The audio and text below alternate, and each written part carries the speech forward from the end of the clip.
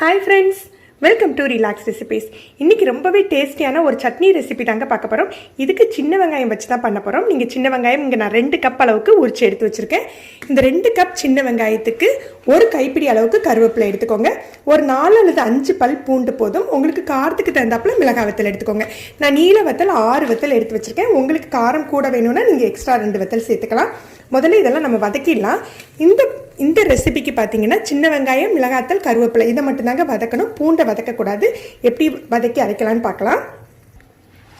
முதல்ல ஒரு 2 ஸ்பூன் நல்லெண்ணெய் விட்டு மிளகாத்தலை வறுத்து எடுத்துடலாம்.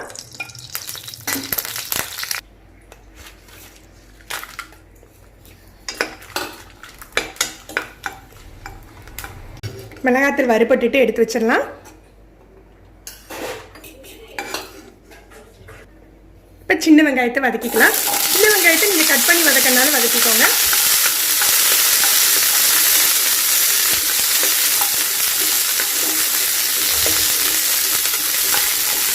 வெங்காயம் நல்லா வதங்கிட்டு இப்போ நம்ம கருவேப்பிலை சேர்த்துடலாம்.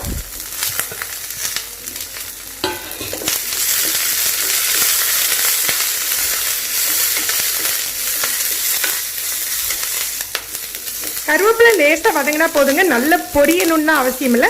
இப்போ நம்ம அணைச்சி ஆற வச்சிடலாம். வச்சுருக்க மிளகாத்தூள் சேர்த்துக்கலாம்.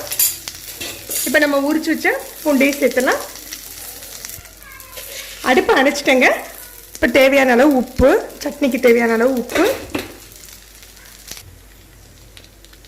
கொஞ்சமாக புளி, இதெல்லாம் சேர்த்து வச்சு நல்லா அரைச்சிக்கலாம். நம்ம துவையல் ரெடி ஆயிடுச்சுங்க. நல்ல வாசமாக காரச்சாரமாக இருக்குங்க இந்த துவையல். இதை நம்ம தாளிக்கணுன்னே அவசியம் இல்லை. நீங்கள் விருப்பப்பட்டீங்கன்னா கொஞ்சமாக கடுகுளுந்த பருப்பு தாளித்து கொட்டிக்கலாம். ஆனால் இதை அடுப்பில் போட்டு சூடு பண்ணாதீங்க.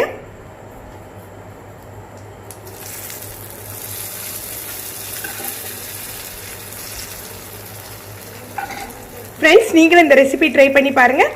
இந்த வீடியோவை மறக்காமல் லைக் அண்ட் ஷேர் பண்ணிக்கோங்க. இது வரைக்கும் நம்ம சேனலில் சப்ஸ்கிரைப் பண்ணாதவங்க சப்ஸ்கிரைப் பண்ணி கீழே உள்ள பெல் பட்டனை ப்ரெஸ் பண்ணுங்கள். அப்போ தான் நம்ம சேனலில் போடுற புது புது வீடியோக்களோட நோட்டிஃபிகேஷன் உங்களுக்கு இமீடியட்டாக கிடைக்கும். தேங்க்யூ.